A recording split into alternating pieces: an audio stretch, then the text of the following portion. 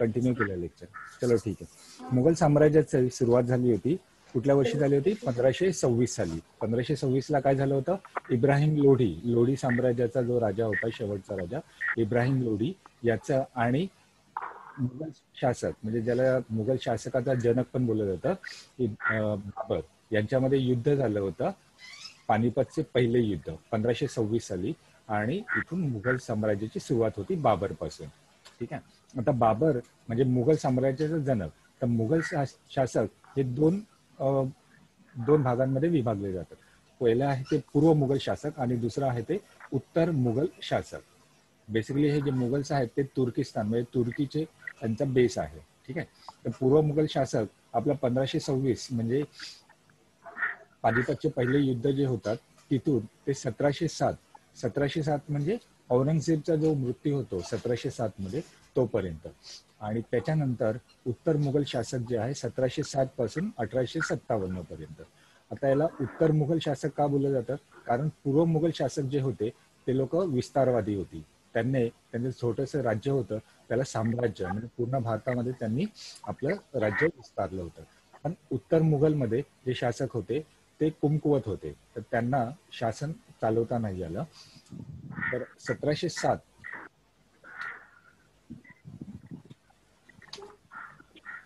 पूर्व मुघल शासक 1526 ते 1707 हे कोण होते ते आपण आता पाहून घेऊया. पूर्व मुघल मध्ये पहिली सुरुवात होती बाबर पासून आणि शेवट होतो तो औरंगजेब पर्यंत. ठीक आहे. तर बाबर, त्याच्यानंतर हुमायूं. आता हुमायूंला तुम्ही बघाल, अच्छा ऐकू येते? हो हो.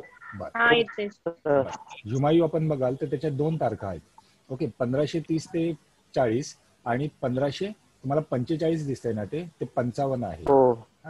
1555 ते 56 फक्त 1 वर्षाचं तिथे शासन होतं. आणि त्यानंतर शेरशाह सुरी 1540 ते 45 नाही ते 55 आहे. झालं असं की हुमायूं आला होता 40 मध्ये, शेरशाह सुरीचं त्याची युद्ध झालं, सुरीने त्याला हरवलं आणि सुरी डायनेस्टी म्हणजे सुरी शासन सुरुवात झाली होती. पण 55 मध्ये हुमायूं परत येतो आणि सुरी जे शासक आहेत त्यांच्याशी युद्ध होतं आणि मुघल साम्राज्याची परत सुरुवात होती. कधी? 1555 ते 56. 1 वर्ष तो शासन करतो. त्याच्यानंतर त्याचा मुलगा अकबर, अकबरच्या नंतर जहांगीर, त्यानंतर शहाजहान आणि त्यानंतर औरंगजेब. ठीक आहे. बाबर, हुमायूं, शेरशाह सुरी नाही. बाबर, हुमायूं, अकबर, जहांगीर, शहाजहान आणि औरंगजेब. याला आपण लक्षात कसं ठेवायचं तेही मागच्या वेळेस पाहिलं होतं. भजसा, BHAJSA अशा प्रकारे होतं. ठीक आहे. हे कळलं तुम्हाला? पूर्व मुघल शासन औरंगजेब पर्यंत होतं 1707 पर्यंत. त्याच्यानंतर जे शासक येतात त्यांना उत्तर मुघल शासक बोललं जातं. 1707 म्हणजे औरंगजेब मेल्यानंतर जे शासक आहेत ते. तर ह्यामध्ये तुम्हाला लक्षात 2 गोष्टी ठेवायच्या. टोटल 10 शासक आहेत. त्यामध्ये 2 महत्वाचं, बहादूर शाह पहिला 1707 मध्ये आणि शेवटचा बहादूर शाह दुसरा. आता बहादूर शाह दुसरा आपण 1857च्या उठावामध्ये पाहिलं होतं की त्याला राजा बनवलं जातं, पण ब्रिटिश याला संपवतात, त्याच्या पूर्ण फॅमिलीला संपवतात आणि मुघल शासनाचा इथे अंत होतो. म्हणजे बहादूर शाह पहिला आणि शेवटचा बहादूर शाह दुसरा. ह्यामध्ये अजून एक व्यक्ती आहे जे तुम्हाला लक्षात ठेवायचं आहे. कोण आहे सांगू शकाल? ज्याच्या काळामध्ये आपल्याकडचा एक मौल्यवान हिरा तो भारतातून कोणीतरी घेऊन गेलं होतं.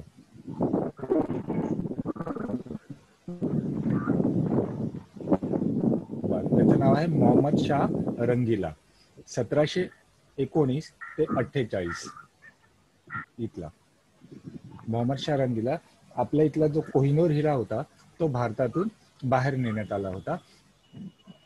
आणि मोरपंख आसन हे एक महत्वाचं आसन होतं, ते भारतातून बाहेर नेण्यात आलं होतं मोहम्मद शाह रंगीलाच्या काळामध्ये.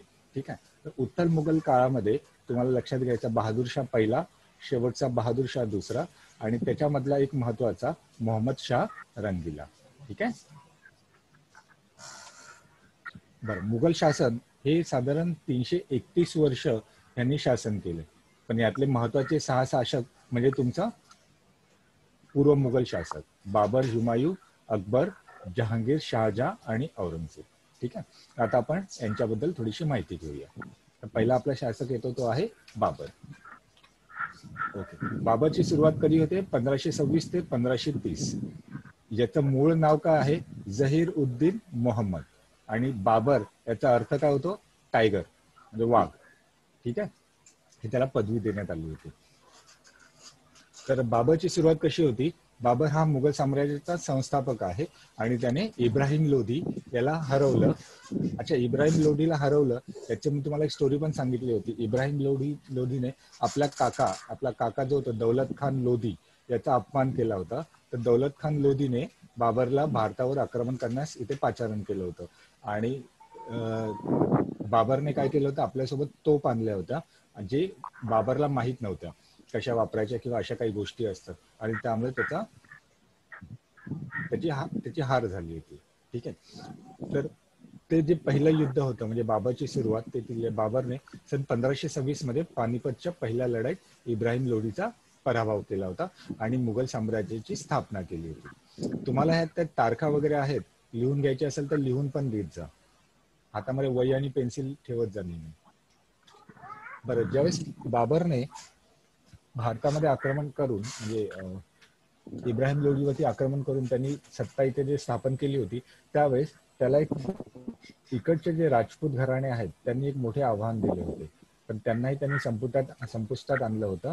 राणा संगा, मेवाडचे जे राणा संगा आहे त्यांनी 1527 मध्ये खांडव्याच्या युद्धामध्ये बाबरशी युद्ध केलं होतं. पण बाबरने त्यांनाही संपवलं होतं आणि राजपुतांचा पराभव केला होता.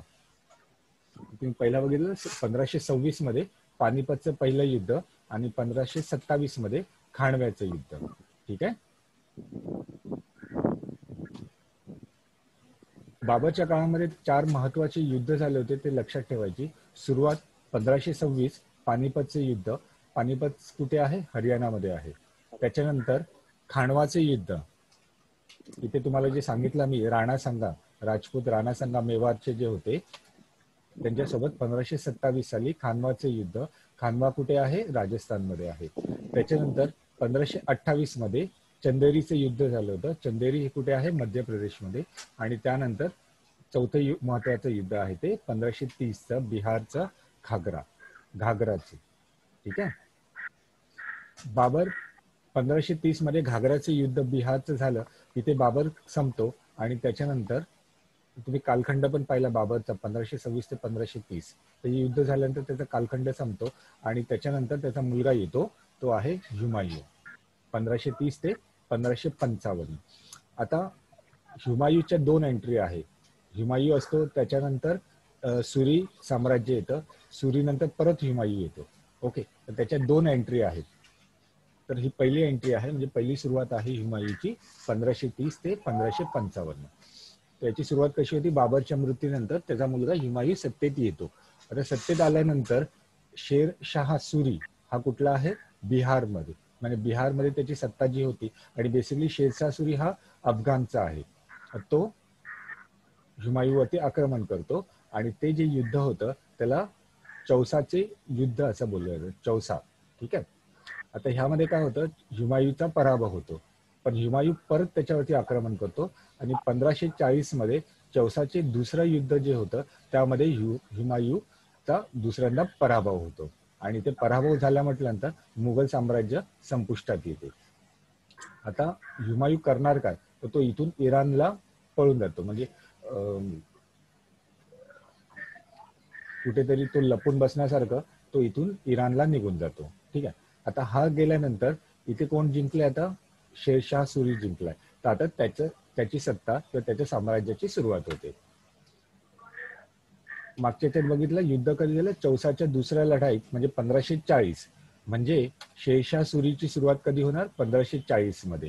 आणि हॅलो 1540. अच्छा, तुम्हाला ऐकू येते ना? हो हो सर. नसेल येत तर मध्ये मला सांगून द्या, माझ्या लक्षात येणार नाही, ते स्क्रीनवर दिसत नाहीये. 1540 मध्ये चौसाची लढाईमध्ये शेरशाह सुरीने हुमायूंचा पराभव केला आणि सुरी वंशची स्थापना केली. आता सुरी डायनेस्टी बोललं जातं किंवा सुरी वंश जे बोललं जातं यांनी पब्लिकसाठी बरीचशी चांगली कामही केलेली आहे. जसं पहिलं एक आहे जमीन महसूल सुधारणा, शेतीची प्रत निश्चित करून उत्पादनानुसार शेतसारा निश्चित करणं, शेतसारा म्हणजे टॅक्स हा निश्चित करणं, ते एक झालं. रस्ते बांधणी हा पण महत्वाचा आहे. तुम्हाला हा रस्ता माहिती आहे का? GT road. जीटी रोड म्हणजे ग्रँड ट्रंक रोड. हा कुठून आहे? कोलकाता म्हणजे कलकत्त्यापासून पेशावर. पेशावर कुठे आहे आता? पाकिस्तानमध्ये. एवढा मोठा जो रोड आहे या शेरशाह सुरीनेच बांधला होता. ठीक आहे. याच्यानंतर चलन व्यवस्था, रुपया, 1 रुपया जो आहे ना त्याचं नाणं यांनी सुरुवात केली होती. ठीक आहे. याच्यानंतर महत्वाचं आहे टपाल व्यवस्था. टपाल व्यवस्था पण याच्या वेळेस सुरुवात केली होती. एक याच्यात लक्षात घ्या, इसको मुस्लिम मध्ये दफनाया जाता है, म्हणजे काय ते काय बोलतात त्याला?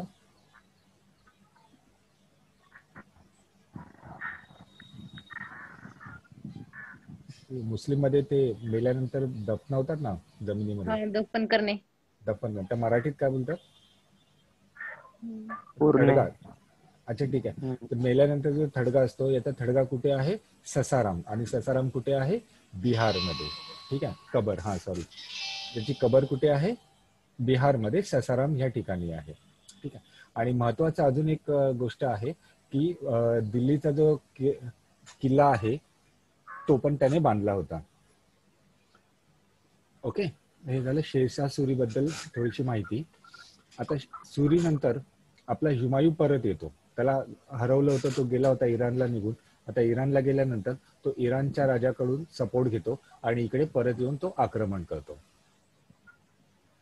तर तिकडे आक्रमण करतो तर 1555 मध्ये तो सिकंदर सुरी. आता सिकंदर सुरी म्हणजे जो शेरशाह सुरी होता त्याचे वंश. ठीक आहे. तर सिकंदर सुरीचा तो पराभव करतो की 1555 साली. आणि 1555 मध्ये त्याचा पराभव करून सूर्यवंशाची सत्ता संपुष्टात येते आणि दिल्लीवर पुन्हा मुघल साम्राज्याची सुरुवात होते.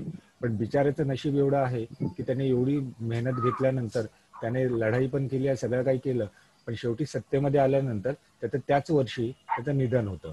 कसं काय? की त्याची लायब्ररी असते घरामध्ये, जी अभ्यासिका आहे ना, तर त्यामध्ये त्याचा जिन्यावरून पाय घसरून तो मरण पावतो. एवढी मेहनत केल्यानंतर काय उपयोग होत नाही. 1 वर्षाच्या आत 1555 ते 1556. ठीक आहे. एकदा परत तुम्हाला हे सांगून देतो. बाबर होता, बाबर नंतर येतो हुमायूं, हुमायूं नंतर शेरशाह सुरी येतो आणि सुरीला हरवल्यानंतर हुमायूं आपला परत येतो. पण परत एकाच वर्षामध्ये त्याचा मृत्यू होऊन जातो. मग आता हुमायूं मेल्यानंतर त्याच्यानंतर कोण येणार? हुमायूंचा वंशज कोण आहे?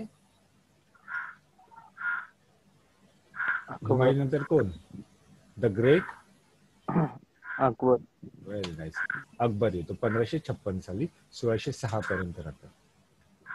आता अकबर इकडे आल्यानंतर सूर्यवंशाचा जो जनरल आहे त्याने हेमू म्हणून आहे, तो अकबरवरती आक्रमण करतो. आणि हे जे आक्रमण आहे म्हणजे अकबर सुरुवातीलाच खूपच लहान असतो. अकबर ज्यावेळेस येतो त्यावेळेस अकबर आणि हेमू मध्ये जे युद्ध होते ते पानिपतचे दुसरे युद्ध. पहिले युद्ध 1526 मध्ये बाबर आणि इब्राहिम लोधी. दुसरे युद्ध 1556 साली अकबर आणि हेमू यांच्यामध्ये होतं. ठीक आहे. आता ह्यामध्ये हेमू जो जनरल आहे त्याला हरवलं जातं आणि इथे मुघल अकबरची सत्ता स्थापित होते. आता हे युद्ध झाल्यानंतर सगळं काही ठीकठाक होत नाही. हे युद्ध झाल्यानंतर दुसरं एक महत्वाचं युद्ध होतं, ते आहे हल्दीघाट. हल्दीघाटचे युद्ध हे कोणादरम्यान झालं होतं? अकबर आणि महाराणा प्रताप. ऐकून असाल तुम्ही हल्दीघाटचे युद्ध. अकबर आणि महाराणा प्रताप 1500 किती?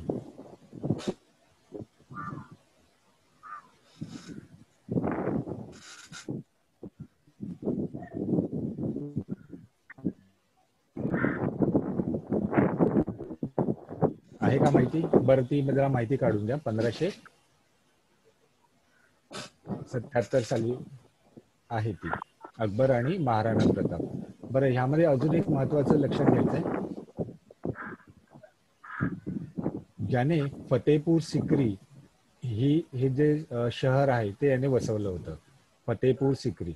आता हे जे फतेपूर सिक्री आहे ते यांच्या इस्लाम धर्मामध्ये जे गुरु असतात, म्हणजे आपल्यामध्ये जे संत असतात तसे त्यांच्यामध्येही असतात. तर सलीम चिश्ती हे जे संत होते त्यांच्या नावाने त्यांनी फतेपूर सिक्री हे शहर बसवलं होतं. ठीक आहे. यामध्ये अजून एक, आता हे सगळंच तुम्हाला स्क्रीनवरती दिसणार नाहीये, जे मी एक्स्ट्रा सांगतो ते लिहून पण घेत जा. फतेपूर सिक्री हे शहर त्याने बसवलं होतं. कुणाच्या आदरासाठी? सलीम चिश्ती हे त्यांचे धर्मप्रमुख नव्हते, आपल्या इथे जे आपण संत बोलतो त्याप्रमाणे ते होते. ठीक आहे. बरं, अकबरने एक नवीन धर्म सुरू केला होता. कुणाला माहिती आहे त्या धर्माचं नाव? अरे ठीक आहे. अकबरने एक नवीन धर्म सुरू केला होता, त्याला बोलतात दीन ए इलाही. Very nice. दीन ए इलाही हा धर्म सर्व धर्मियांसाठी समान होता, म्हणजे कोणीही येऊन हा धर्म स्वीकारू शकतो. ठीक आहे. आणि याने बरेचशा चांगल्या गोष्टी केलेल्या आहेत. त्याने दीन ए इलाही हा धर्म हे केला होता. बरं, एक जाझिया टॅक्स होता, जझिया किंवा जाझिया पण बोललं जातं, किंवा जिझिया हा कर, याच्याबद्दल काय माहिती आहे का?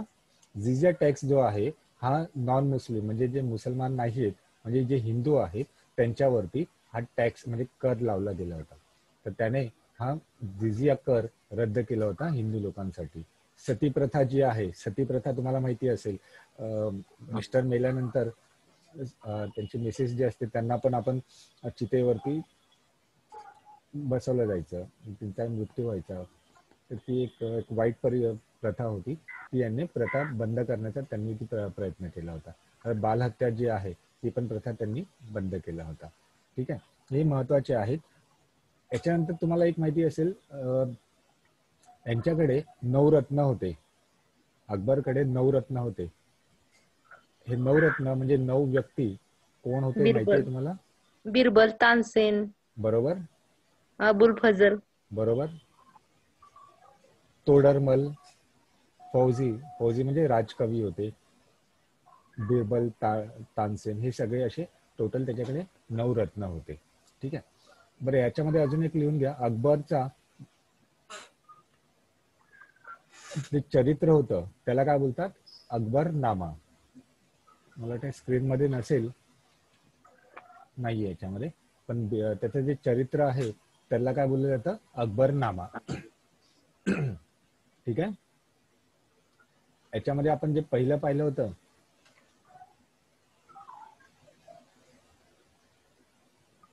हुमायूं आपण पाहिलं होतं. हुमायूंचं जे आहे चरित्र त्याला काय बोलतात? हुमायूं नामा बोललं जातं. आणि बाबर त्याचं आत्मचरित्र आहे त्याला काय बोलतात? बाबरनामा. तर बाबरचा बाबरनामा, हुमायूंचा हुमायूंनामा, आणि हा कोण तिसरा? अकबरनामा. ठीक आहे. ह्या 3 गोष्टी आपल्याला महत्वाच्या ठेवायच्या. त्याचे 9 रत्न कुठले कुठले आहेत ते जरा लक्षात ठेवा. आता याचं रेकॉर्डिंग आपण ऍपमध्ये टाकणारच आहोत, पण शक्य झालं तर जेवढं लिहून घेता येईल तेवढं लिहून घ्यायचं. कोणाचा तरी डिस्टर्बन्स आहे पाठी? आता अकबर नंतर एक महत्वाची व्यक्ती होती, ती म्हणजे जहांगीर. जहांगीर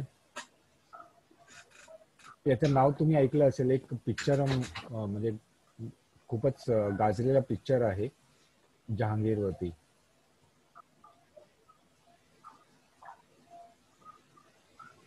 कोणाला काय माहिती आहे का?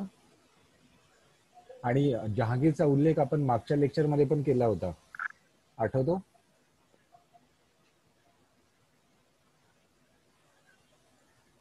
बरं, ठीक आहे. जहांगीरच्या काळामध्ये 2 ब्रिटिश व्यक्ती त्याला येऊन भेटले होते. पहिला कोण होता? हॉकिन्स. आणि दुसरा थॉमसन म्हणून एक आहे, तो भेटला होता. पण हॉकिन्स जरा लक्षात ठेवा. जहांगीर म्हणजे आपण त्या लेक्चर मध्ये पाहिलं होतं की ते लोक जहांगीरला भेटतात. तर याच्यामध्ये पण लक्षात ठेवा की हॉकिन्स त्याला येऊन भेटला होता. ठीक आहे. बरं, याची जी आत्मचरित्र आहे, चरित्र आणि आत्मचरित्र यामध्ये फरक आहे. चरित्र म्हणजे जे दुसरं कोणी व्यक्ती लिहितो त्याला चरित्र बोललं जातं, आणि आपण स्वतःच आपल्याबद्दल लिहितो ऑटोबायोग्राफी, त्याला आत्मचरित्र बोललं जातं. तर याची आत्मचरित्र आहे जहांगीरी. ठीक आहे, जहांगीरी. पण ऍक्च्युली जहांगीरी नाही बोललं जात, त्याला फारसी भाषेमध्ये बोललं जातं तुझुक. तुझुक बोललं जातं, त्याचा अर्थ जहांगीरी. याच्या अजून एक लक्षात ठेवायचं आहे, ह्यांची जी मिसेस होती ही मॅरिड टू नूरजहां. नूरजहांचं मूळचं नाव काय आहे? मेहर उल निसा. ठीक आहे. आता हे जे पॉइंट सांगितलेत हे आधीच्या परीक्षेमध्ये प्रश्न येऊन गेलेले आहेत, ते पॉइंट सांगतोय तुम्हाला, ते जरा लक्षात घेत जा, लिहून ठेवत जा. ऑटोबायोग्राफी काय आहे? तुझुक आहे, म्हणजे जहांगीरी. इंग्लिशमॅन कोण आले होते? हॉकिन्स. आणि याच्या मिसेसचं नाव आहे नूरजहां. तिचं खरं नाव काय आहे? मेहर उल निसा. पुढे जाऊया. याच्यानंतर येतो शहाजहान.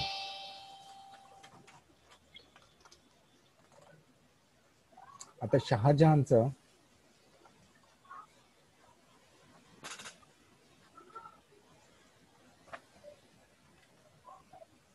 शहाजहान बद्दल सांगायचं झालं तर एक राजा म्हणजे चांगला होता तो, पण याचे जे शेवटचे दिवस होते खूप त्रासदायक होते.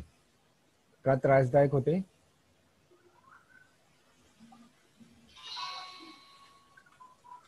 याचे शेवटचे दिवस आहेत ते जेलमध्ये गेलं होतं. औरंगजेबानं आपल्या वडिलांना जेलमध्ये ठेवलेलं. Very nice. याचा जो मुलगा होता औरंगजेब, त्याने आपल्या बापालाच कैद करून टाकलं होतं, त्यामुळे याचे शेवटचे दिवस आहेत ते फार वाईट याच्यामध्ये गेले होते.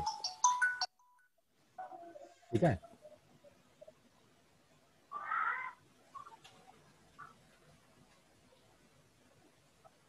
याच्यामध्ये अजून दोन लक्षात ठेवायचे की फ्रान्समधून दोन व्यक्ती येऊन गेले होते. त्याचं पहिल्याचं एक नाव आहे बर्नियर आणि दुसरं नाव आहे ट्रॅव्हर्नियर. बर्नियर आणि ट्रॅव्हर्नियर, ह्या दोन गोष्टी जरा लक्षात ठेवायच्या. बाकी तेच आहे. जहांगीरच्या मृत्यूनंतर मुलगा शहाजहान गादीवर आला. त्याने दक्षिणेकडे राज्य विस्तार केला. दक्षिणेतील आदिलशाही आणि कुतुबशाहीनं आपले प्रभुत्व मान्य करण्यास भाग पडले. त्याच्या मदतीने निजामशाही संपुष्टात आली. कलाप्रेमी होता. ते सगळ्या गोष्टी आहेत. ठीक आहे, पुढचं घेऊया. पुढे येतो तो आहे तुमचा म्हणजे आपला औरंगजेब. आता औरंगजेब त्याने सुरुवातीला काय केलं होतं? त्यालाच आपलं म्हणजे आपल्या वडिलांनाच त्याने नजर कैद केली होती आणि त्याने स्वतःलाच राजा म्हणून जाहीर केलं होतं. बरं, याला एक टायटल होतं, म्हणजे त्याला एक बोललं जातं औरंगजेबला. काय नाव होतं त्याचं? एक नावाने ओळखायचे औरंगजेबला. जिंदापीर. बरोबर. 3 नावं होती. एक आहे आलमगीर, दुसरं आहे जिंदापीर आणि तिसरं नाव आहे दरवेश. रिपीट करतो, आलमगीर किंवा जिंदापीर किंवा दरवेश. आता काय झालं होतं की अकबर जो आधीचा राजा आला होता हा त्याच्या विरुद्ध होता स्वभावाने आणि सगळ्याच गोष्टींमुळे. अकबरने काय केलं होतं की हिंदूंसाठी म्हणजे सर्व धर्म समभाव म्हणून हिंदू धर्मालाही त्याने चांगले मान सन्मान दिला होता, पण औरंगजेबला हिंदू धर्म पसंत नव्हता. दुसरा, अकबरने जिझिया टॅक्स जो होता, जिझिया कर, हा बंद केला होता, पण औरंगजेबने काय केला? तो पुन्हा सुरुवात करून घेतली होती. आणि महत्वाचं म्हणजे तुम्हाला एक गोष्ट लक्षात असेल, आपलं 1857च्या उठावामध्ये आपण एक गोष्ट पाहिली होती की ज्यावेळेस इंग्रज सैनिक आणि भारतीय सैनिक एकमेकांसमोर उभे होते त्यावेळेस पंजाबी म्हणजे सिख जे होते त्यांनी इंग्रजांना सपोर्ट केला होता आणि त्याने आपल्या बाजूने उभी नाही राहिले ते लोक. त्याचं महत्वाचं कारण असं आहे की औरंगजेबाने त्यांचा जो सिख लोकांचा सिख गुरु असतो, 9वे सिख गुरु तेज बहादूर यांना इस्लाम धर्म स्वीकारण्यास सांगितले, पण त्यांनी नकार दिला, तर त्यामुळे त्यांना मारून टाकण्यात आलं होतं. तर औरंगजेबने सिखचे 9वे गुरु तेज बहादूर यांचा खात्मा केला होता. तर ह्याच गोष्टीमुळे 1857 मध्ये सिख लोकांनी आपल्या बाजूने लढण्यास विरोध केला होता, कारण आपल्या लोकांनी काय ठरवलं होतं की इंग्रजांच्या विरुद्ध लढाई करायची, दिल्लीला जाऊन बहादूर शाह दुसरे याला परत आपला राजा घोषित करायचा होता. तर त्यांना हे मान्य नव्हतं. ती एक गोष्ट आहे. तुम्हाला स्क्रीनवरती जे लिहिलंय ते वाचता येण्यासारखं आहे का? हो. म्हणजे तुम्ही याचं रेकॉर्डिंग नंतर जर तुम्हाला मिळालं तर तुम्हाला वाचता येईल ना? हा. हो. बरं, चला एकदा वाचून घेऊया आपण.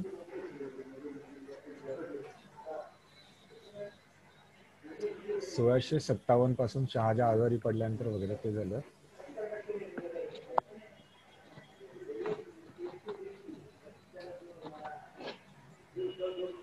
औरंगजेब याचं शेवट कुठे झालं होतं? भारताच्या कुठल्या प्रांतामध्ये झालं होतं?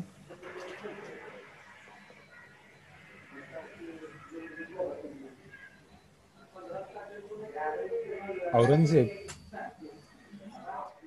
याचे 21 वर्ष हे मराठ्यांशी युद्ध करण्यात गेले आणि शेवटी असं झालं की त्याने दिल्ली आग्रा सोडून तो महाराष्ट्रामध्येच येऊन राहिला होता आणि 1707 मध्ये मराठ्यांशीच लढता त्याचा मृत्यू झाला. त्याचं खुलताबाद इकडे त्याचं निधन झालं होतं. औरंगाबादच्या इथे त्याचं निधन झालं होतं. ठीक आहे. आता औरंगजेब पर्यंत कोणाचा तरी आवाज येतोय पाठी? ज्याचा डिस्टर्बन्स आहे त्यांनी म्यूट करून घ्या जरा. ठीक आहे, चालेल. तर आपण इथे पाहिलं होतं पूर्व मुघल शासक मध्ये बाबर ते औरंगजेब. 1707 मध्ये औरंगजेब संपल्यानंतर उत्तर मुघल मध्ये बहादूरशाह ते बहादूरशाह दुसरे हे येतात.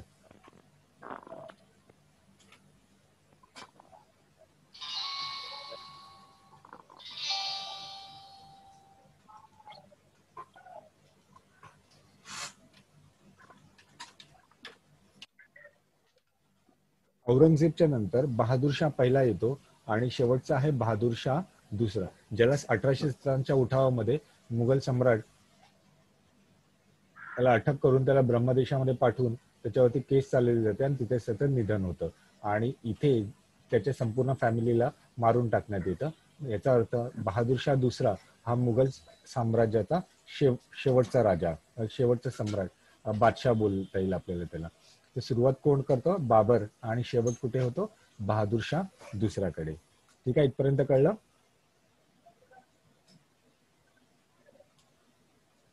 आवाज येतोय? हो येतोय सर. पर्यंत कळलं? बर, मग आता एक शॉर्ट आपण रिव्हिजन करून घेऊया.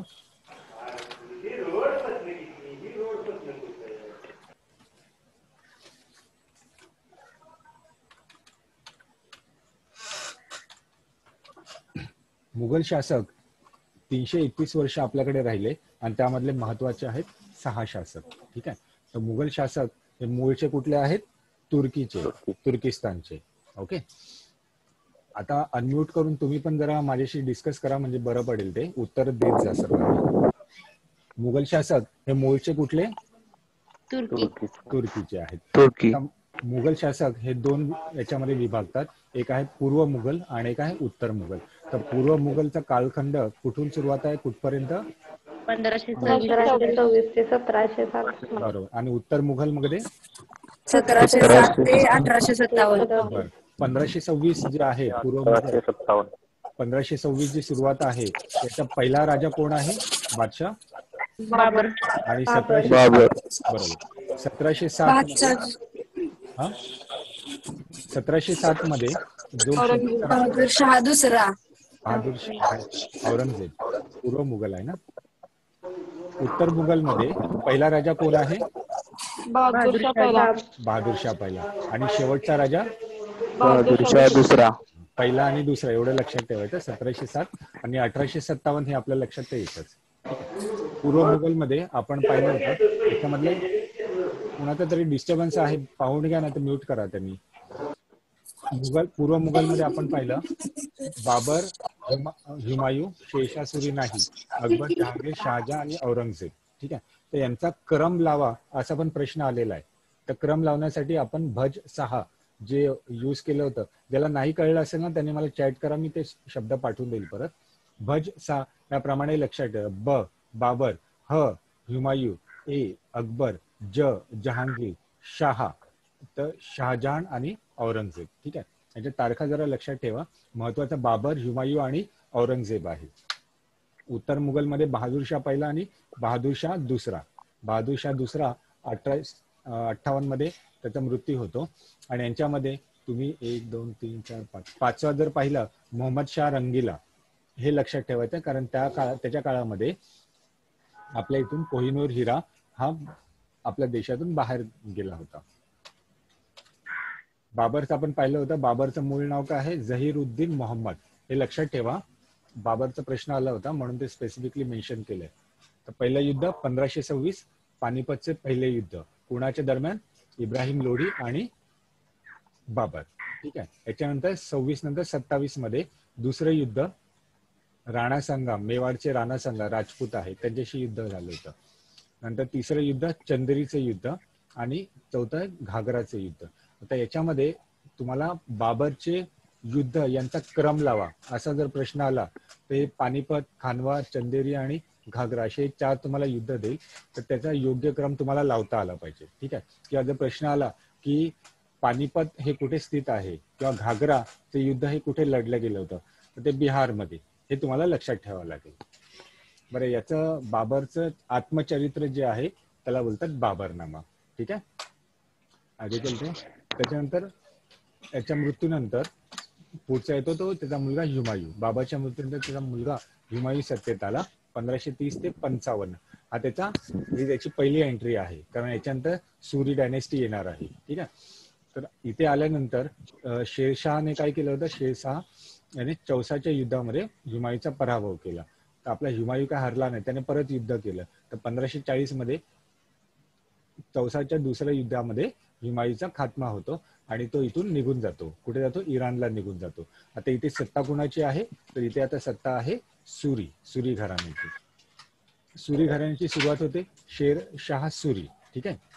1540 मध्ये. इथे एक तारीख जरा लक्षात ठेवा, मगाशी कुठेतरी चुकली होती. हुमायूंची 45 नाही, ती 55 आहे. ठीक आहे. म्हणजे रेकॉर्डिंग टाकते वेळेस मी ते अपडेट करेलच. आपण बरं हुमायूंकडे येऊ. हुमायूंचं झालं. आता सुरी आला. तर सुरीने महत्वाचे जे निर्णय घेतले ते महसूल सुधारणा केली होती, रस्ते बांधणी, जीटी रोड म्हणजे ग्रँड ट्रंक रोड, हा लक्षात ठेवायचा आहे. रुपया याची सुरुवात केली होती, टपाल सुरुवात केली होती. अच्छा, याच्यामध्ये माहित नाही मला, पण याचे 2 महत्वाचे युद्ध आहेत. एक आहे बॅटल ऑफ चौसा आणि बॅटल ऑफ कन्नौज. हे 2 युद्ध जरा लक्षात ठेवायचे. चौसाचं युद्ध आणि कन्नौजचे युद्ध. ठीक आहे. त्याच्यानंतर याला दफन कुठे करण्यात आलं होतं? तर बिहारमध्ये ससाराम तिथे करण्यात आलं होतं. आणि सुरी डायनेस्टीचा, सुरी साम्राज्याचा शेवटचा राजा जो आहे तो आदिलशाह.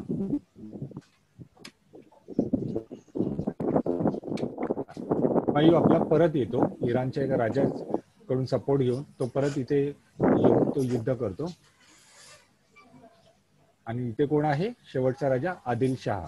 ठीक आहे. तर आदिलशाह सोबत त्याचं युद्ध होतं आणि हे युद्ध झाल्यानंतर त्याचा पराभव करतो आणि हुमायूंची सत्ता म्हणजे मुघल साम्राज्याची सत्ताची परत सुरुवात होते. दिल्लीवरती आपला ताबा मिळवला ना परत.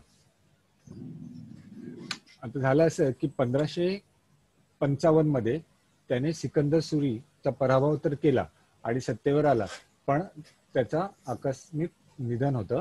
आपल्याच जी घरातला अभ्यासिका असते लायब्ररी, त्यातून जिन्यावरून पडून तो घसरतो आणि मरण पावतो. जास्तीत जास्त 1 वर्ष.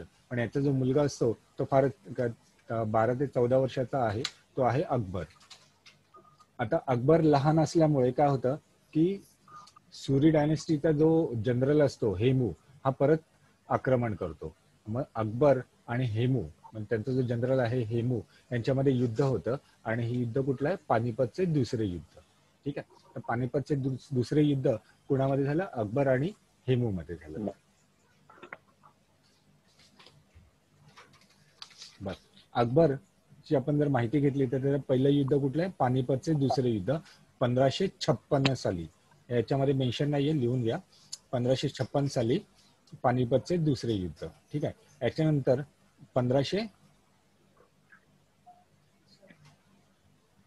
1576 बॅटल ऑफ हल्दीघाट, हल्दीघाटचे युद्ध.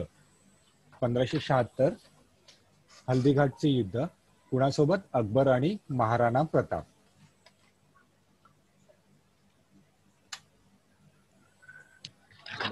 याने एक शहर वसवलं होतं, त्या शहराचं नाव काय आहे? फतेहपूर सिक्री. आणि कुणाच्या आदरातिथ्यामध्ये त्याने ते बांधलं होतं? सलीम चिश्ती धर्मगुरू. धर्मगुरू नाही होते ते संत होते, म्हणजे त्यांच्या संतांना काय बोलतात हिंदीमध्ये? सुफी संत, संतच बोलतात ना. सलीम चिश्ती यांच्या नावावरती होतं. बरं, त्यांनी एक धर्म नवीन सुरू केला होता, त्याला बोलतात दिनी इलाही. आणि त्यांनी जिझिया टॅक्स जो आहे हा संपुष्टात आणला होता. त्यांचे जे नवरत्न आहेत, तर त्या नवरत्नांपैकी फौजी जे राजकवी होते, बिरबल हे एक हिंदू ऍडवायझर होते, तोडरमल हे फायनान्स मिनिस्टर होते, अजून कोण गायक होता? तानसेन. ठीक आहे. असे तर हे नवरत्न जे आहेत यांची नावं जरा होमवर्क काढून ठेवा तुमच्या वहीमध्ये आणि पाठ करून ठेवा. अजून एक महत्वाचं, याची जी चरित्र आहे ते चरित्राला काय बोलतो आपण? अकबरनामा. बरं, हे अकबरनामा कोणी लिहिलं होतं? अबुल फजल. अकबरचे आत्मचरित्र कोणी लिहिले होते हा एक प्रश्न आहे, तर तो प्रश्नाचं उत्तर आहे अबुल फजल. अकबरने जो नवीन धर्म सुरू केला होता त्याचं नाव काय? दिने इलाही. हे असं प्रश्न तुम्हाला पाठ करायचे. अकबरच्या काळातील महत्वाचे 2 युद्ध, पहिलं आहे पानिपतचे दुसरे युद्ध आणि हल्दीघाटचे युद्ध. प्रश्न असा येईल की अकबरने हल्दीघाटच्या युद्धामध्ये कोणाला हरवलं होतं? तर महाराणा प्रताप. ठीक आहे.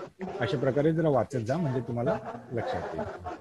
अकबर नंतर दुसरी व्यक्ती, अच्छा हे तर आपण घेतलं ना. बालहत्या प्रथा बंद केली, जिझिया कर रद्द केला, सती प्रथा बंद करण्याचा प्रयत्न केला. याच्यानंतर याचा पुढचा राजा येतो तो आहे जहांगीर. जहांगीरला जसं आपण औरंगजेबला बघितलं आलमगीर, जिंदापीर, दरवेश असं बोलत, तसं जहांगीरला सलीम पण बोललं जायचं. जहांगीरला सलीम किंवा शेखू बाबा. काय बोलायचं? शेखू बाबा. हा एक जुना एक पिक्चर येऊन गेला होता, त्याच्यामध्ये बघा शेखू बाबा म्हणून मेन्शन आहे त्याचं. मुघले आझम हा पिक्चर आहे, त्याच्यामध्ये ते मेन्शन आहे. तर जहांगीरला सलीम किंवा शेखू बाबा पण बोललं जायचं. ठीक आहे. त्याच्या मिसेसचं नाव नूरजहा, तिचं खरं नाव मेहर उल निसा. त्याची जी आत्मचरित्र आहे त्याला जहांगीरी बोलतात किंवा तुझी. ठीक आहे. आणि याच्या काळामध्ये इंग्रज कोण भेटलं होतं? तर हॉकिन्स. याच्यानंतर पुढचा व्यक्ती येतो तो आहे शहाजहान, 1627 पासून. इन जनरल सगळं काही ठीकठाक आहे, फक्त शेवटचा जो काळ आहे त्याचा हा त्रासदायक होता, कारण याच्याच मुलाने याला नजर कैदेमध्ये ठेवण्यात आलं होतं. आणि याच्याच काळामध्ये 2 फ्रान्सवरून फ्रेंच जे व्यक्ती आले होते त्यांचं नाव आहे बर्नियर आणि ट्रेव्हरनीर.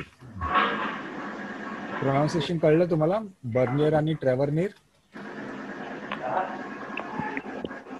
कुणाचा एकाचा डिस्टर्बन्स आहे, जरा म्यूट करून घ्या. बर, ठीक आहे. याच्यानंतर याचा मुलगा येतो, ऍक्च्युली येत नाही तो, औरंगजेब आहे तो आपल्याच वडिलांना म्हणजे शहाजहानला नजर कैदेमध्ये टाकतो. तर 1657 मध्ये त्याचे वडील ज्यावेळेस आजारी पडतात त्यावेळेस त्याला नजर कैदेमध्ये टाकून स्वतःच तिकडे राजा म्हणून येतो. तर याचं जे टायटल आहे तर कुठलं? एक आलमगीर, जिंदापीर आणि दरवेश, हे 3 महत्वाचं लक्षात ठेवायचं आहे. त्याने जिझिया टॅक्स कर जो आहे हा परत सुरुवात केली होती.